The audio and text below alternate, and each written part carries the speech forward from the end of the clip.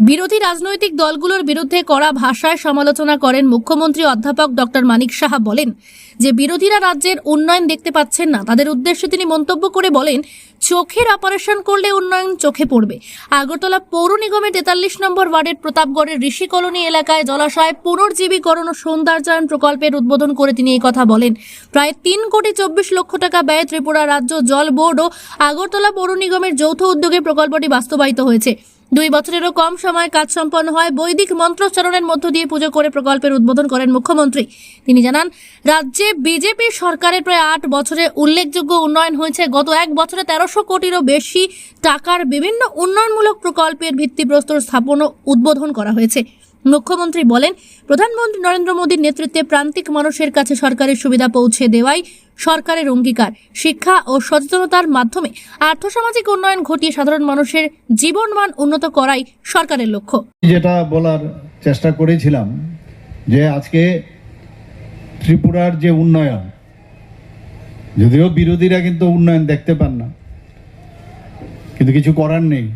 ওনারা উন্নয়ন না দেখার জন্যই যে কালো চশমা পরে আসেন, বা ওনাদের আমি মাঝে মাঝে বলি যে চোখের ছানি পড়ে গেছে এবং ছানি অপারেশন করলে ভালোভাবে দেখতে পাবে যে উন্নয়ন কাকে বলে। আমি গত এই 1 বছরে, বাকি তো বাদ দিন, আমাদের সরকার এসে আজকে প্রায় 8 বছর হয়ে গেল, ভারতীয় জনতা পার্টির সরকার।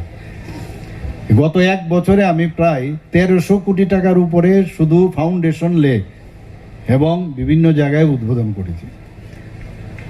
মানে প্রতিনিয়ত আমরা কিন্তু খালি উন্নয়ন ছাড়া কোনো কথা হবে না। এবং উন্নয়নটা কার? সাধারণ মানুষের। আজকে ঋষি কলোনিতে উন্নয়ন হবে। আপনারা ভাবুন যে এটা তো আগে আমরা কোনোদিন, যেটা আমার পূর্ববর্তী বক্তা মেয়র সাহেব বলেছেন, যে প্রতাপগড়ে হচ্ছে জনবলের একটা জায়গা। কোনো জায়গায় যখন প্রসেশন বাড়াতে হবে, নিয়ে এসো সেই প্রতাপগড় থেকে। এটাই তো ছিল, প্রতাপগড়ের মানুষও যেত। আর আমরা কিন্তু এই রাস্তায় নেই। আমরা বলছি যে প্রতাপগড়ের এই ঋষি কলোনির মতো জায়গার মধ্যে এরকম একটা সুন্দর একটা পুকুর তৈরি করা। মানে একবার জিজ্ঞেস করবেন ওরা যখন আসবেন, আপনারা কোথায় ছিলেন এতদিন?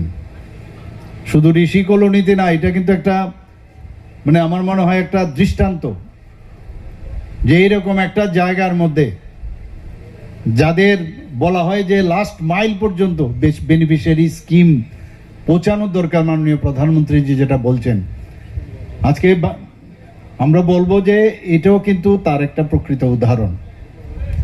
এখানে অনেক গরিব মা বোনেরা আছেন, এখানে থাকেন, জীবন কিন্তু এভাবে চলতে পারে না। কমিউনিস্টরা সবসময় ধরে নিয়েছে যে যত বেশি গরিব থাকবে ততই আমাদের ভালো।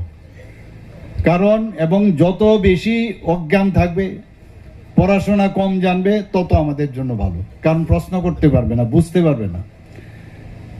আর আমাদের মাননীয় প্রধানমন্ত্রীজি এবং আমাদের সরকার, আমরা কি বলছি যে আমরা চাইছি যে শিক্ষা দীক্ষায় তাদের মান উন্নয়ন, আর্থসামাজিক উন্নয়ন যেন ভালো হয়, তাদের যে মডেস্টি তাদের লাইফের, সেই লাইফ যেন সুন্দর হয়, সেই ব্যবস্থা আমরা করছি। সেটা কিন্তু কথাই নয়, কাজের মাধ্যমে।